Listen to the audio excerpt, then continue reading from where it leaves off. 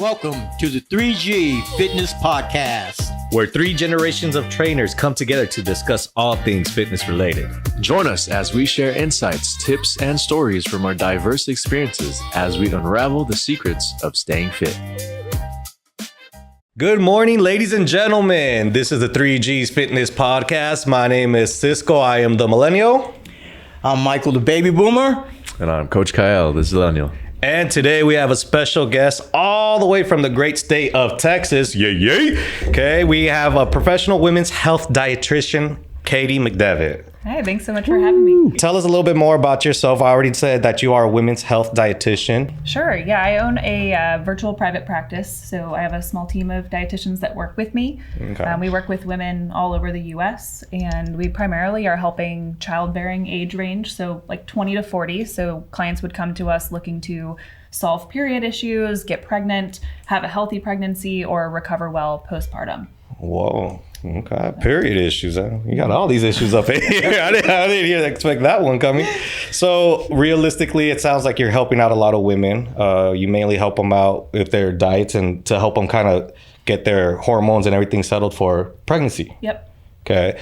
Well, just give me an idea of what it would be like for a client to work with you broadly, and then we can kind of like dissect it and go from there. Sure. So we use a number of different tools in our work with clients to help really personalize their nutrition and lifestyle recommendations. Okay. And this is something that really mattered to me and why I ended up in private practice, is I felt like we needed to be more specific, because what we were seeing in private practices prior to starting ours was that everybody was kind of getting the same nutrition recommendations, or they were getting the same lifestyle recommendations, and everybody's having different results.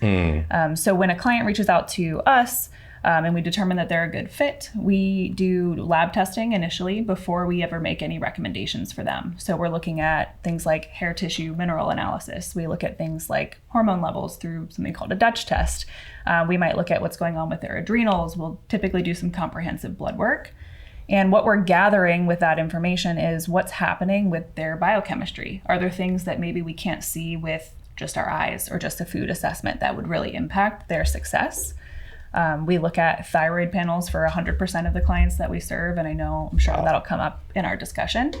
And essentially, after we do all of this lab testing, we have an understanding of where they may have some deficiencies or excess, where they may have some things that they need to help remove that don't belong, things like heavy metals. Are there underlying thyroid issues that we have missed? Are there glaring things wrong with their adrenals or their capacity that would affect their success getting pregnant? And with that information, we can craft really personalized nutrition advice.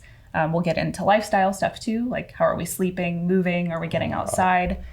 We don't do the exercise prescription piece, but we may say, hey, like strength training is going to be something that's really crucial for you based on the markers that we saw. And then we walk with them over the span of 4 months to go through that protocol with them. Damn, that's crazy. I love one thing that you said, though. You guys do certain tests or anything like that? Yep. Like, are you guys taking blood work out of these individuals to kind of like better get an idea and whatnot? Yep. So we typically will do blood work, and then we do what's called a hair tissue mineral analysis. And actually, as of December of 24, my husband and I acquired the hair tissue mineral analysis company Trace Elements in Dallas. Oh, wow. It was a absolutely essential tool in my private practice, and we're really pumped to carry on that legacy. But those are the 2 foundational tests that we always do, because we're getting to really see behind the curtain about their metabolism, their biochemistry, their energy production capability. And without that, you kind of feel like you're blind a bit. That's crazy. So hair tissue, that's new to me. I don't know if you guys are very familiar with any of that. So do you guys just take a piece of their hair out and... So you cut a small sample of hair toward the back of the head just so that you don't notice a big missing chunk of hair. And the hair closest to the scalp, that 1.5 inches, is our most recent data. And it's about a 90-day picture of mineral and heavy metal status in the body. And the main benefit to it being hair is that that's essentially a tissue biopsy without having to have a painful tissue biopsy. Yeah. It's like a biochemical fossil, really, at that point. So we get to see 90-day storage and utilization. Rather than in blood work, we're seeing what's in motion at that moment in time. And when you do blood work alongside a hair test, we get to see what's in storage, what's being moved, what might be lost, what's in excess. So it's a really nice big picture. That is something new to me. You said minerals and what else? Minerals and metals. Metals and metals. Okay. And so what typically are the first things that you try to look for in it? In the hair test specifically? Yeah. So like, what are some common minerals that people lack or need? So most of us are pretty mineral deficient, unfortunately, because the soil is. And that's a whole longer conversation. But even if we try really great with our diet, it is so hard to get enough in, paired with the fact that we lose minerals in response to stress. So you can think of minerals as the buffer to stress, and our body can compensate for stress with using minerals. So we're losing them rapidly because modern humans are stressed, and we're not getting as much through our diet. So we see a lot of depletion in these patterns. But really what we look at first with an HTMA is their metabolic type. And this is something that I know would be interesting in your field too, is we're looking at slow or fast metabolic types. There's a couple different levels to that, but we're looking at energy potential in the individual. And so somebody that may be presenting as burnt out or fatigued or like they've lost this motivation, we can see a mineral reason for that versus it just being something in their head. That's crazy. I never even knew about that. So it has a lot to do with cortisol. Yes. Yeah, that's what I was thinking. The stress hormone, yeah, right? Absolutely. And when did hair become part of like a testing? Because like I said, this is fair new to me. Has it been something in the last 10 years, 15 years, or? It actually goes way back. This is like a 60+ year old testing process. I mean, it's evolved a lot over those decades.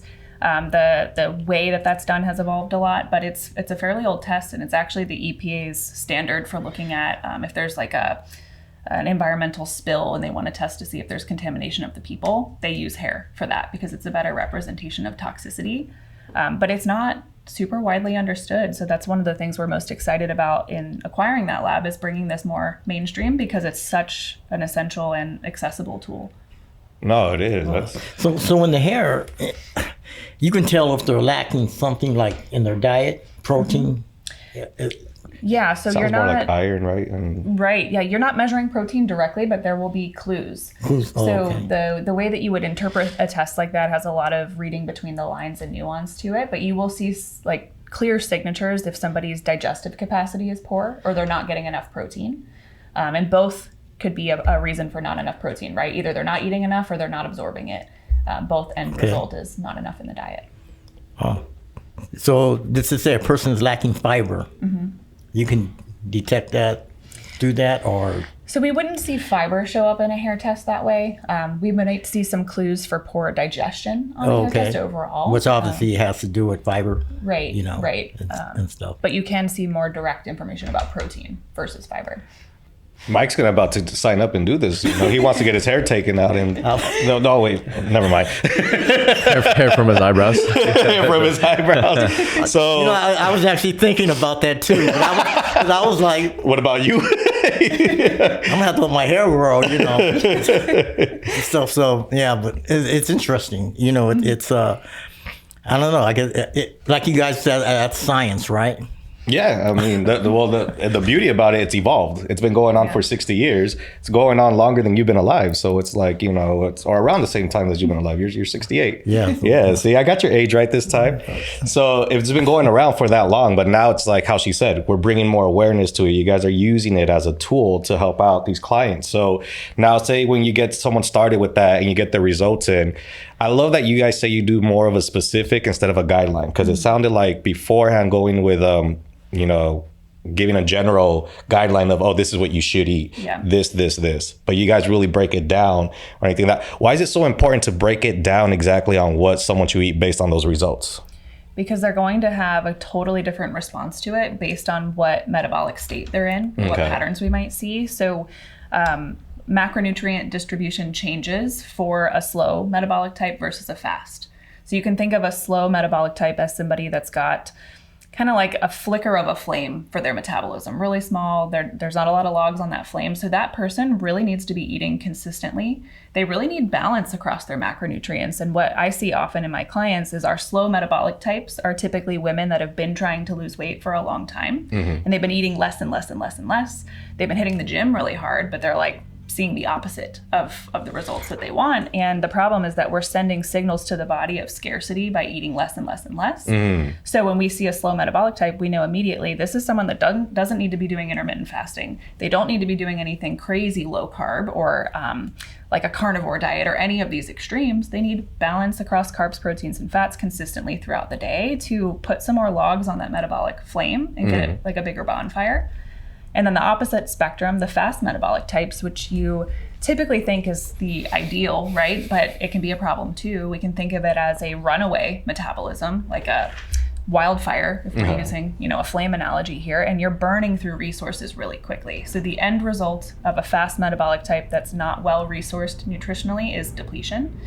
They'll eventually end up slow. That makes a lot of sense. Yeah. It's because the depletion, I was gonna say, I have a lot of clients that are thin, but their iron deficiency is always through the roof and whatnot. So they're anemic. They tend to come in like that. But yeah, I think I remember hearing in one of your other podcasts you talk about like just creating a safe environment for your body to secrete like the hormones that you need to, right? Yes. So how important is the thyroid for all this stuff? Yeah, it's essential. And I think the phrase that I've said the most in my career of working with women is that if we want optimal health, we have to create safety in the body. That is like the foundational rule for female physiology. And it's different than men. Like this is the biggest difference, right? Like I think men can deal with the stress of training and diet changes a lot better than women can. And it's all around, can we create enough safety to support growing new life? Even if your goal isn't pregnancy, that's what the body's always filtering decisions through. And the thyroid is like the thermostat. So it is setting the pace of the metabolism, of the energy production, of the way that we create and use fuel. And looking at somebody's thyroid health tells us, do they have safety in the body? Or is this a body that has compensated for lack of safety by slowing everything down? And it's a brilliant design. It's making sure that we don't starve and we don't burn through resources, and that if we are pregnant, we can carry that to term. So the thyroid is like probably the most important endocrine system that we look at. I see. Now, I did have some clients who had their thyroids removed. Right. I was ready to hit you with that one. How would you deal with that? Like, let's say if they wanted to lose weight. Yeah, so this is a hard situation for sure. So first, some like grace and empathy for individuals with their thyroids removed, because it is a very essential gland. But an important thing to know about this is that the thyroid gland itself is making T4, which is inactive, and a very, very small amount of the active thyroid hormone that does what we associate with the thyroid. And that conversion actually happens outside of the thyroid. It's happening in the liver. It's happening a little bit in the muscles. So we can still support the conversion of that to active thyroid hormone and getting that actually into the cells. So the thyroid itself is like tip of the iceberg. The rest is happening outside. So when someone gets a thyroid removed, you typically are on Synthroid or levothyroxine for life.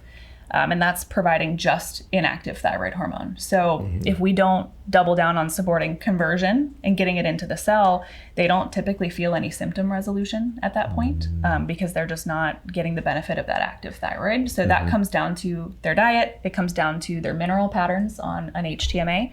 It comes down to the type of training they do, their sleep, their stress, that whole conversation. Yeah. Now, if you have your thyroid removed, does that speed the weight loss process, or it doesn't? I'd say it would slow it. It will slow it? Yep. Okay. It would slow it unless you're being very meticulous on the conversion and uptake stuff. So obviously women have more thyroid problems than men.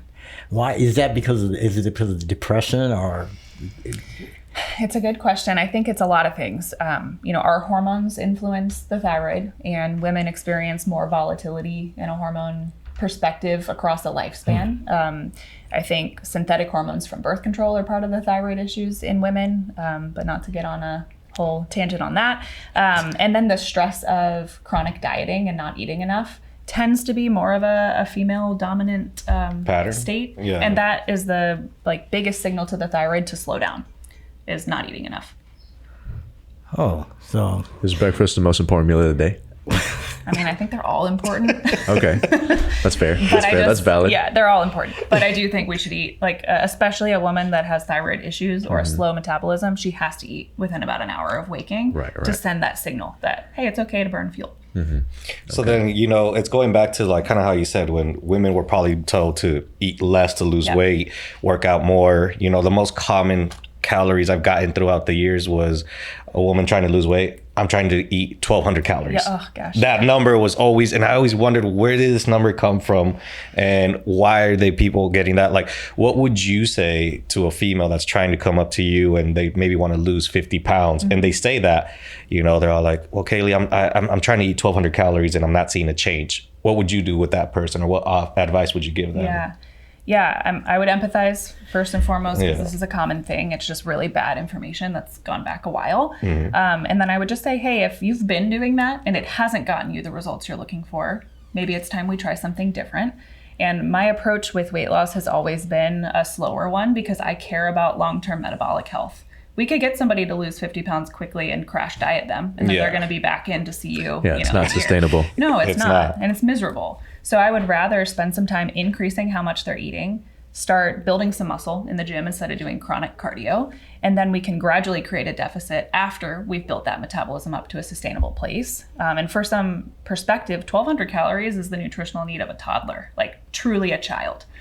And we can't have optimal health at that low of an intake. And it's scary for someone that wants to lose weight to have the idea of maybe putting that goal on the back burner for a little bit while we reverse their diet up. I was going to say reverse dieting. Yeah, exactly. Okay.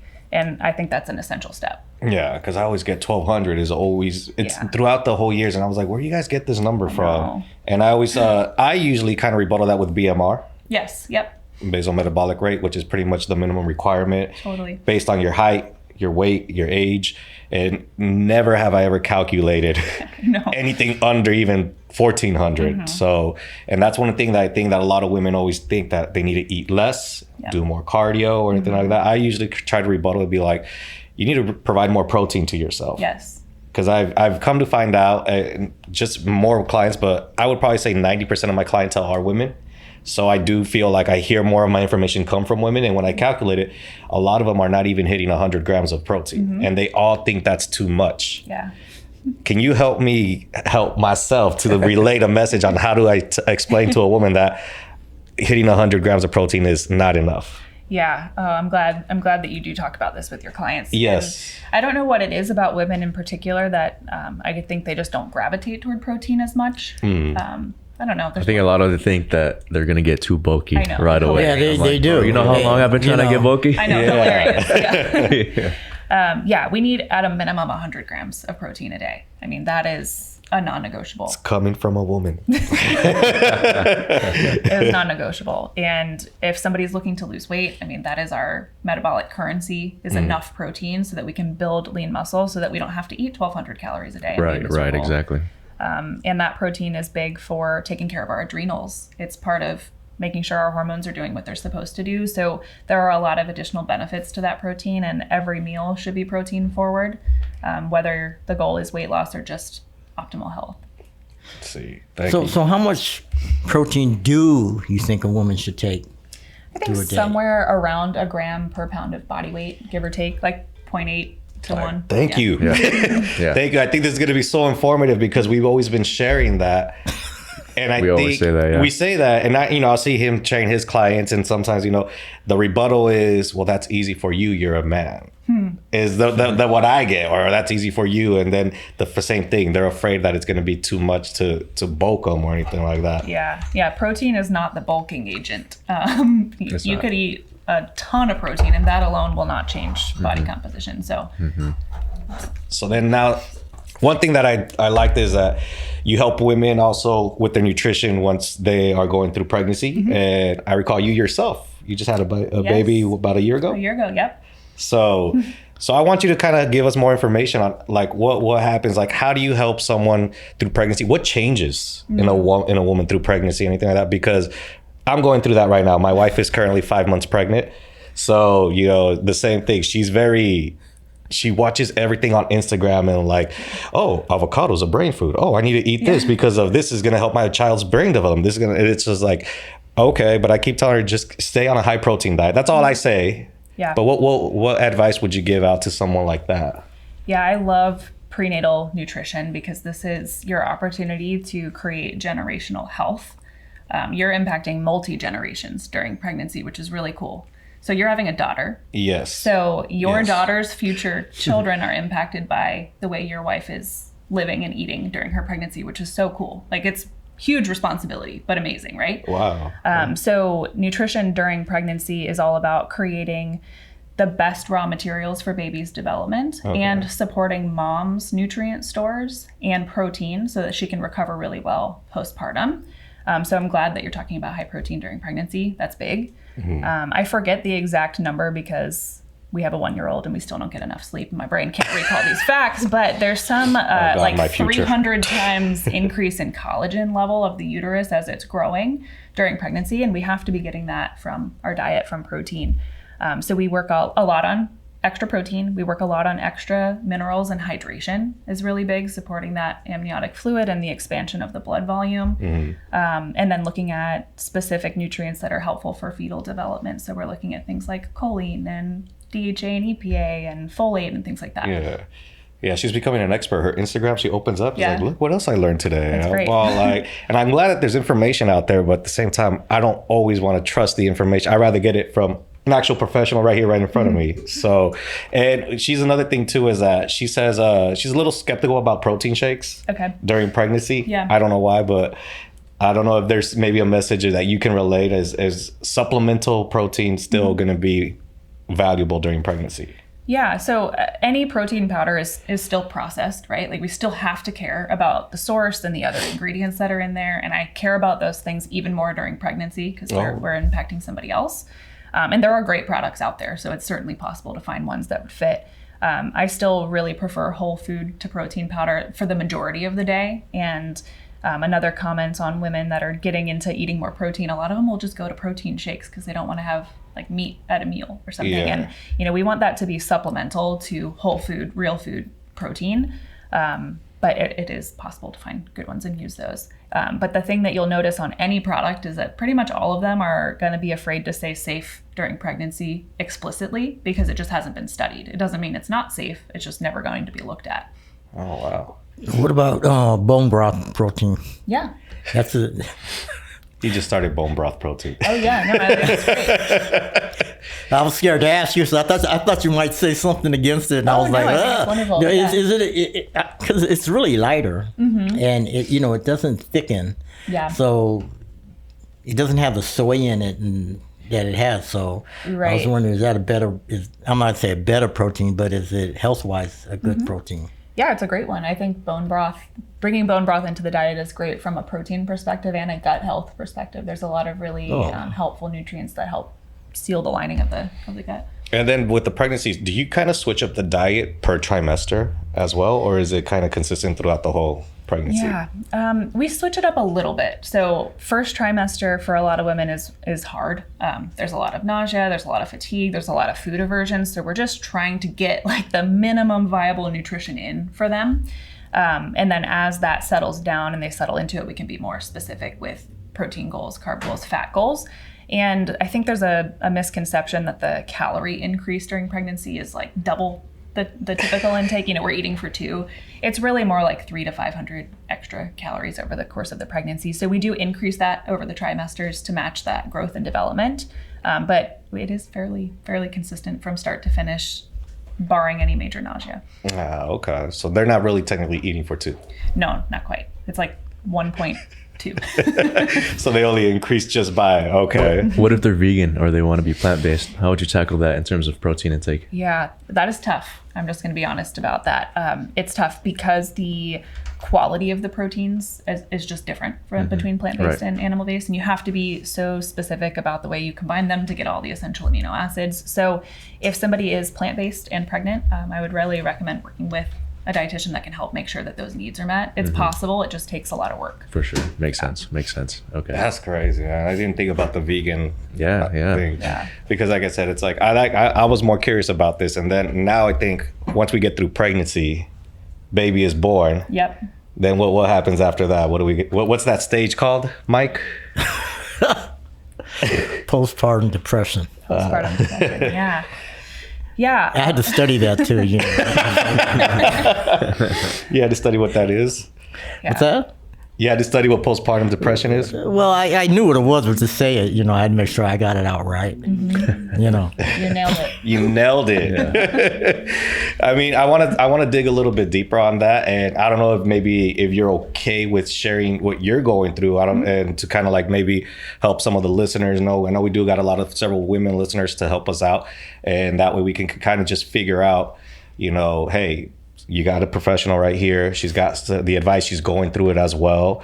I mean, one of the most important things that I feel that I've seen with clients, you know, when I've trained them, they've given birth, they take about a good, maybe 2-3 months before they come back, and they're still not the same. Right. So first, can you just clearly how long can postpartum last? I mean, arguably you're always postpartum. Like once you have a baby, things have fundamentally changed. It doesn't mean you can't get back to the things that you used to do, but I think an important like level for this conversation is just the gravity of what that transition is. And for all humans, the hormone drop that happens immediately postpartum is the single biggest decrease in hormones that a human experiences. It is like astronomical hormones during pregnancy to zero. So as men, if you could imagine, all of your testosterone leaves like in a day. Jeez, Mike. I knew they were gonna look at me. Can you imagine that, Mike? Let's look at depression as postpartum depression and depression are they separate. They're separate. They're separate, but we'll look at it like that. Okay, 'cause I'm looking at depression. We're talking something different here. Yeah, this is different for sure. But so yeah, we have this huge plummet of hormones, and hormones influence how you move through the world. It is like your energy, your motivation, your interests, everything.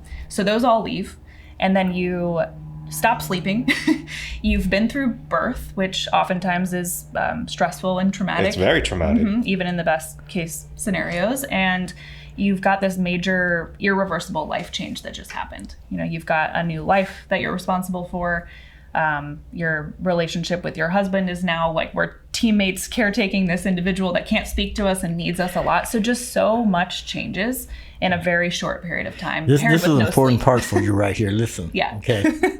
I'm saying, you know.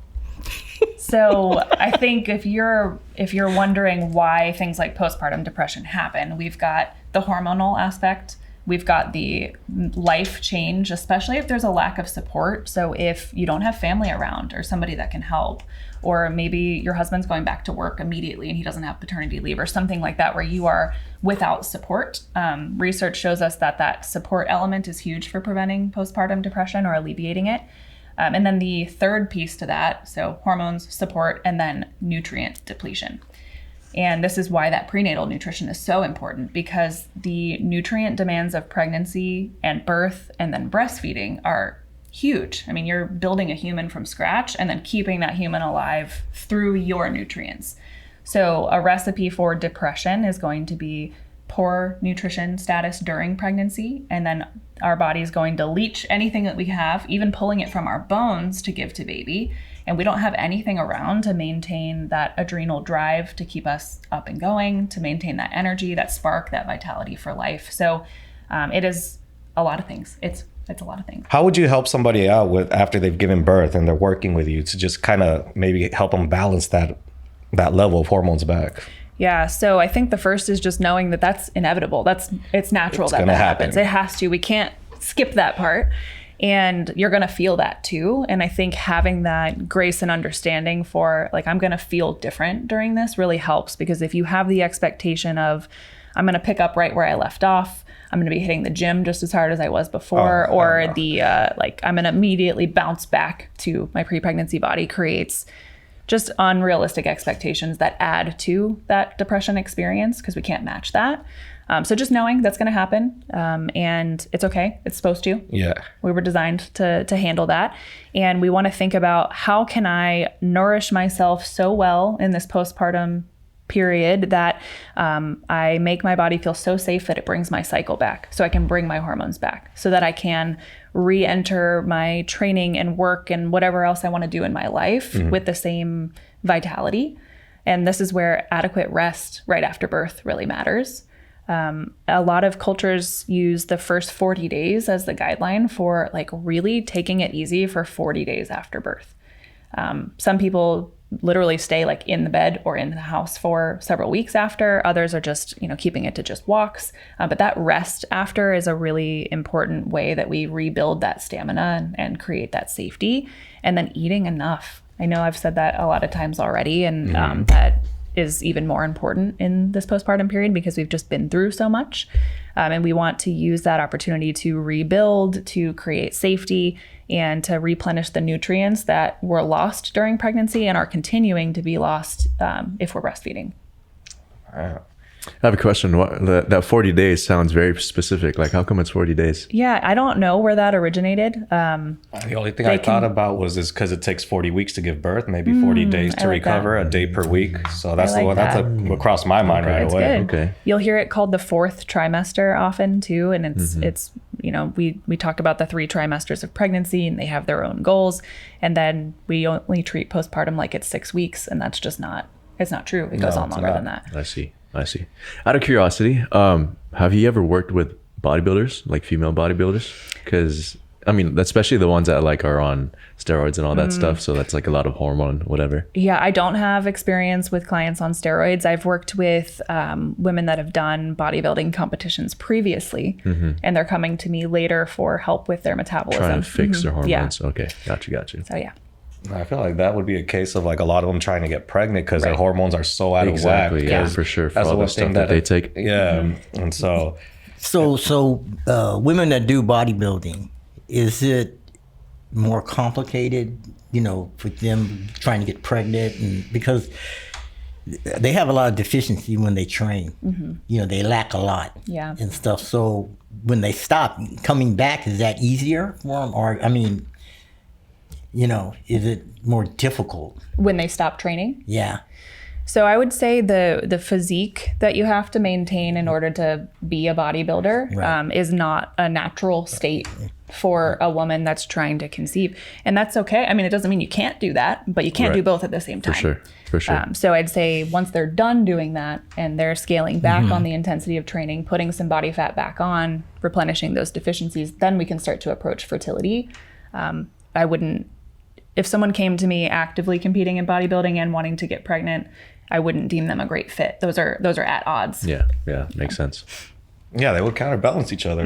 For sure, exactly, yeah. I think I've heard a lot of that too. I've heard podcasts of female bodybuilders that when their career is over as bodybuilding, they struggle to get back into like, they want to get back into a normal life, start a family or anything like that. We even had a guest like that too, right? Yeah, and I believe your friend. Oh, my homegirl? Yeah. She said obviously because like fats is so important for the hormones, and they get down to like damn near 0% body fat, so it's like very bad for them.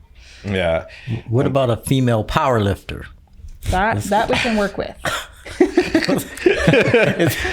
They have a little bit more on their bone. Right? Well, they got a little bit more fat than a bodybuilder, just a little bit more. So they're not completely down.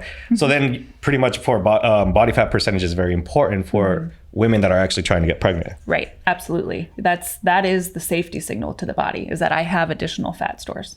So what's a good range, roughly? This fluctuates a lot from person to person. And I think for any woman that's tried to get pregnant and maybe compares their pregnancy journey to other women, it's maddening because you can see someone that looks super thin get pregnant without issue. And then for you might need to put on some more weight. But like I would honestly say in the like 20 to 25% body fat range for fertility is average. Some need a little more. Just depends. Is there a risk if the body fat's too high?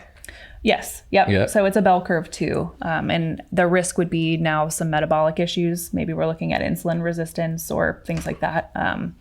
So it's not a free for all with body fat percentage for fertility. There's definitely a sweet spot. No, that's crazy. Yeah. Cause I've had clients that have told me that they want to train their bodies to get pregnant. And the clients that I've had that come up to me are usually undersized, they're petite. Yeah. So when they tell me that, they're like, well, the doctor says I need to work out and eat more and whatnot. So usually the same thing. I just go more. I always stick to a protein-based diet when they tell me that, because I'm not a nutritionist. Kind of like how you said earlier, right? You're a nutritionist. You get in specific details with them on their diet and their nutrition or anything like that.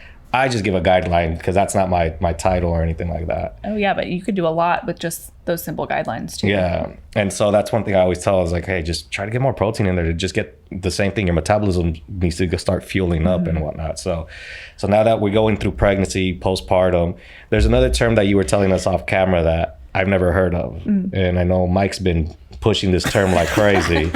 What's that term, Mike? It's baby blues. You know, I've heard, you know, it's a temporary thing. And I want to ask you, when does it turn into postpartum depression? If it's a temporary thing, you're like 3 or 4 days, maybe a week. Yeah. What if you go beyond that? Does postpartum depression start after that, or? Yeah, I would say once it starts to interfere with your ability to do activities of daily life. So baby blues is more like a heightened emotional state or heightened weepiness. And that's totally normal. For all the reasons we already discussed. It makes sense that you're going to be crying more and you're going to be in your feels. But if that is persisting to a point where you feel like you can't get out of bed in the morning, you're having a hard time eating, the things that used to interest you don't interest you anymore, now we're in the postpartum depression territory. So I would think of it more in terms of severity versus a duration that we'd be looking at to differentiate. So the higher percentage of women do go through baby blues, right? Yeah. So it's just absolute, it's Totally a normal normal. thing. Totally normal. Okay. And so for What are some ways for them to combat that? Some ways to know that it's normal. I think we end up in a really bad spot if we're judging the way that feels or trying to clamp down on those emotions. Like they just need to come out. This is part of processing the major life event that just happened. And then everything we've already discussed. Can we eat really well? Can we get some extra sleep? Can we get movement that feels good? Can we get outside and see the sun? Like those basic things make a big difference. Gotcha. Okay. Now, I have a question. Yeah, I'll let you go first. I just heard this from another podcast. What is an adrenal cocktail? Oh, I'm so glad you asked. It's funny because it feels like, I guess there's just different bubbles on the internet, and that feels like something everybody's talking about. So an adrenal cocktail got its name because it's supplying sodium, potassium, and vitamin C. And those are 3 really important nutrients for supporting your adrenal function. And there's pre-made powders for this. You can DIY this with a number of things, but it's the sodium, potassium, and vitamin C trifecta that makes it an adrenal cocktail. And that would be something that's super helpful postpartum as we're trying to replenish those stores. Gotcha. And now you just recently had a baby. If you don't mind sharing with us personally, what kind of steps did you take postpartum once having the baby? Yeah, so I'm 13 months postpartum now, and we had some support. So my mother-in-law stayed with us for, I think it was almost 2 months, if I'm remembering correctly. So that was big because you really do need an extra set of hands. And I think humans were not supposed to do this in isolation. We were supposed to be in a village. So finding some additional support around you if you don't have family is big, but that was huge. It allows you to get some extra naps in because anything that you add sleep deprivation to, things just get worse. Things break down. I took the nutrition piece very seriously. So during pregnancy, I did a lot of meal prep for freezer meals that had things like bone broth in it. Those like warming, nourishing, high protein foods that would be easy to just throw in the oven that were already made. I did a lot of mineral-rich beverages, so like the adrenal cocktail, that was multiple times a day, especially if you're breastfeeding, because that's such a demand on hydration and minerals. Made a point to get in the sun every single day, because that really helps. And then once I felt ready to, going on some walks every day, just things that get you out of the house are really, really helpful.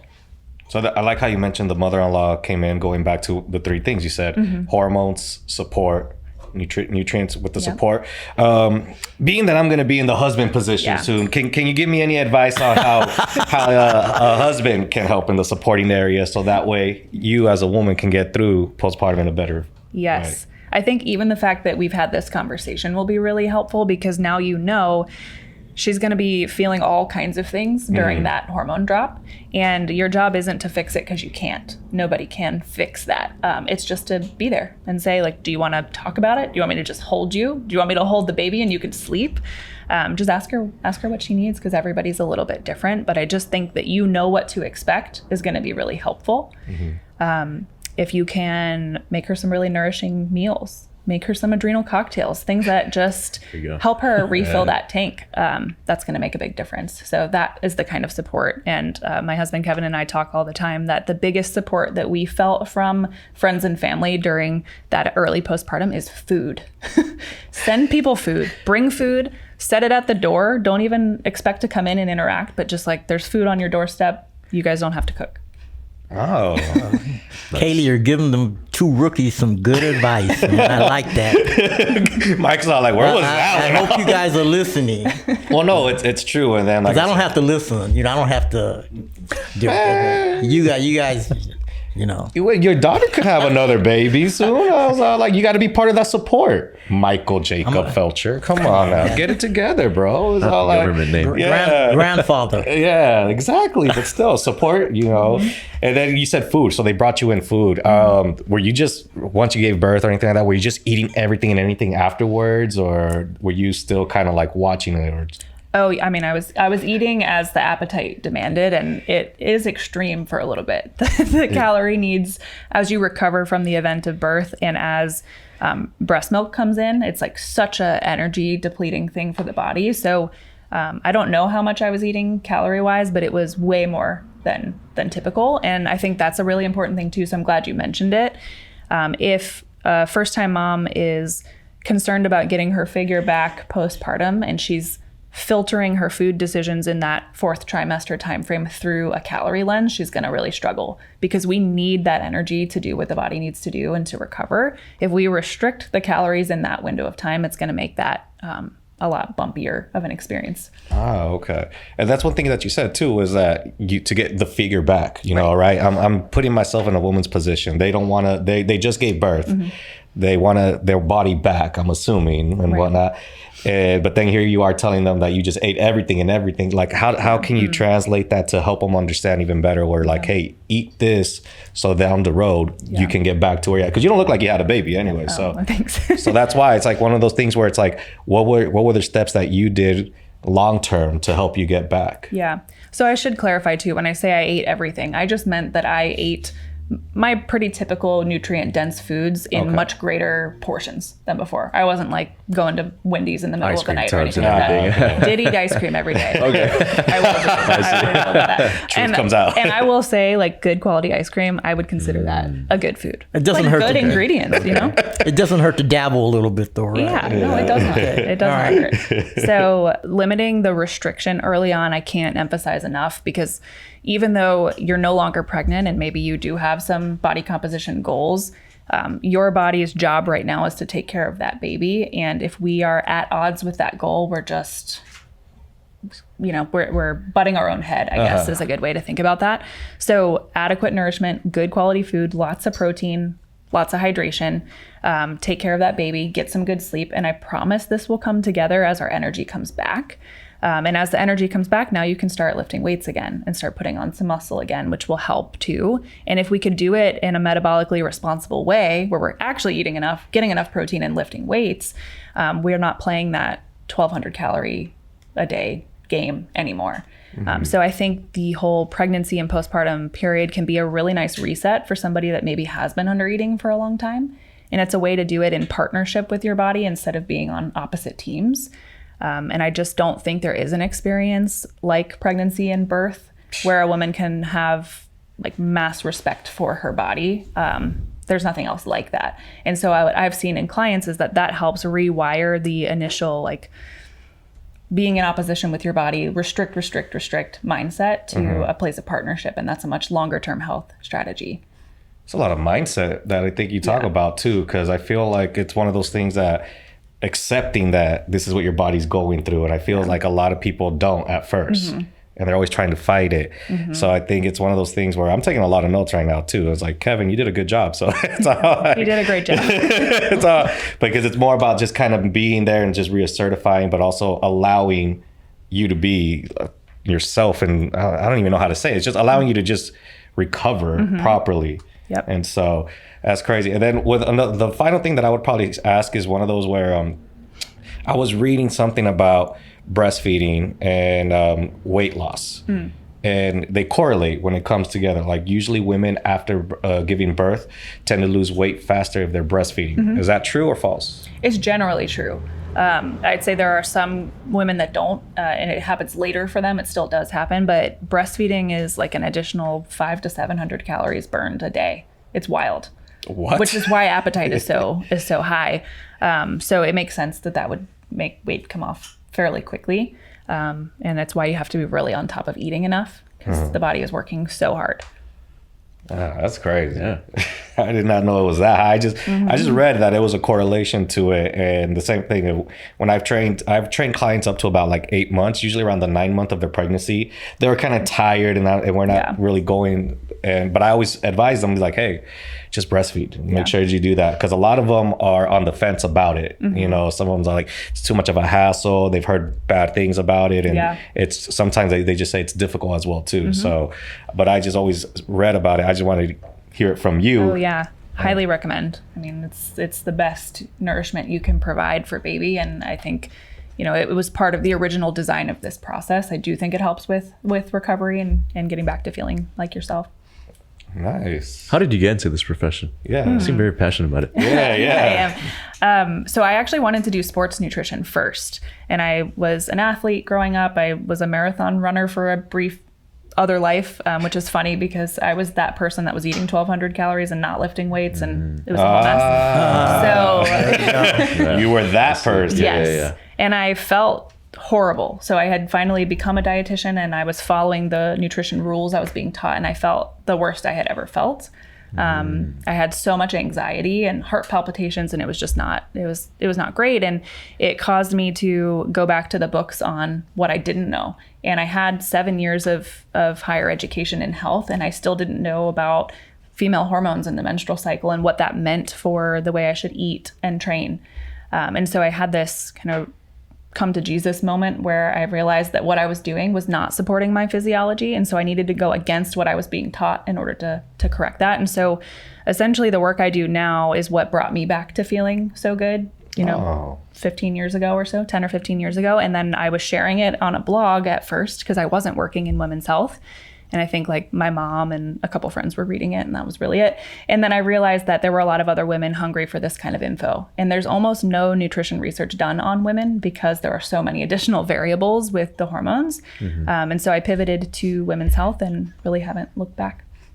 That's crazy. That's awesome, because like you said, you worked on yourself, you did it yourself, and then you just spread the news and whatnot. And one thing you said you had like a lot of anxiety beforehand too. And did you feel like once you kind of switched up the eating that it helped that out? Big time. Immediate change. Really? See, because I feel like we deal with a lot of clients that have anxiety and are probably not eating properly. Times have changed, man. What moment triggered your realization that conventional training lacked understanding of women's physiology? That's a good question. So my first job as a dietitian, which is actually what exposed me to some of the lab testing that I still do now, I was able to do that full battery of testing on myself. And I was like, mine's going to be the best anyone's ever seen. I eat so great. I run these marathons, and I got my results back, and they were the worst I had seen. It was horrible. I had like deficiencies in everything. My hormones were bottomed out. It was really bad, and it was humbling. And I was like, okay, apparently what I'm doing is not working. And that was the moment that it changed. I see. So you just became your own little lab rat after that?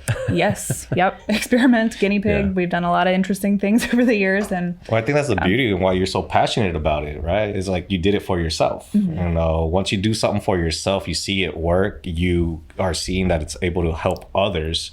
Your passion just goes through the roof for it and teaching it. I mean, that's why I think the three of us got into personal training as well. You know, we got into working out and whatnot. We saw the benefits in it. Now we want to share the wealth and whatnot. So I think it's pretty awesome that you actually kind of discovered it in yourself and whatnot. I'm a little bit shocked that there's not a lot of studies done for women though, because of all you guys have such a variety of things that you guys bring to the table compared to men when it comes to like the hormones and all that stuff. And that's really the reason why that would be a nightmare for a researcher when you're trying to control variables. It's too much.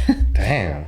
So how can someone find you if they wanted to work with you with CAM Nutrition? Yeah, you can find my website is kaelyrd.com, and then my Instagram is Kaely McDevitt.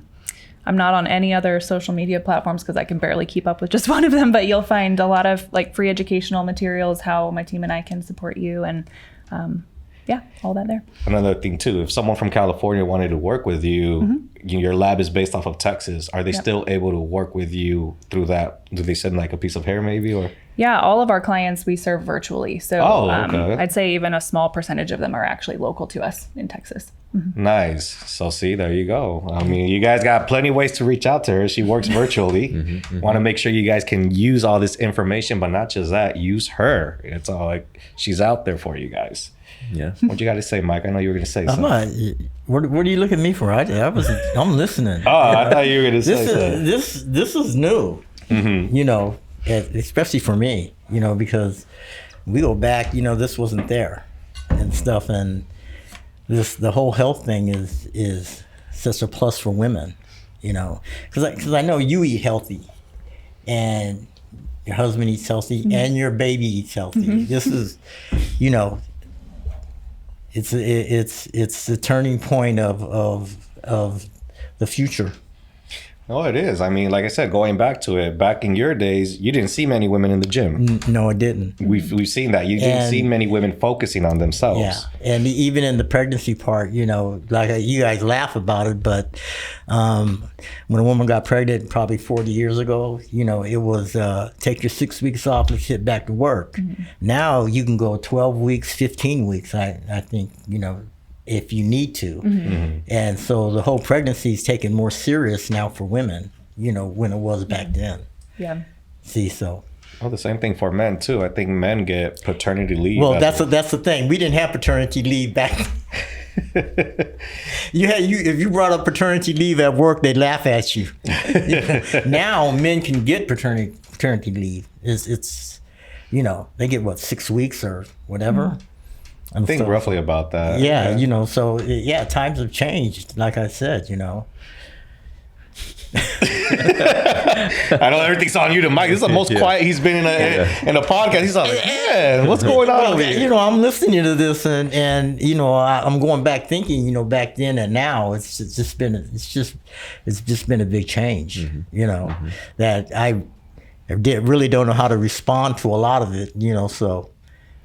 Well, I really appreciate what you guys are doing here and having conversations like this. And I just think it's so impactful, especially since you work with a lot of women. I didn't know that until we chatted about that. Yeah, majority of them, honestly. I probably see 2 guys a week and like 15 women a week. And it's literally multiple times. So to me, it's one of those where I was excited when I heard, and I saw your website as well too. And it was like, oh, okay, you know what?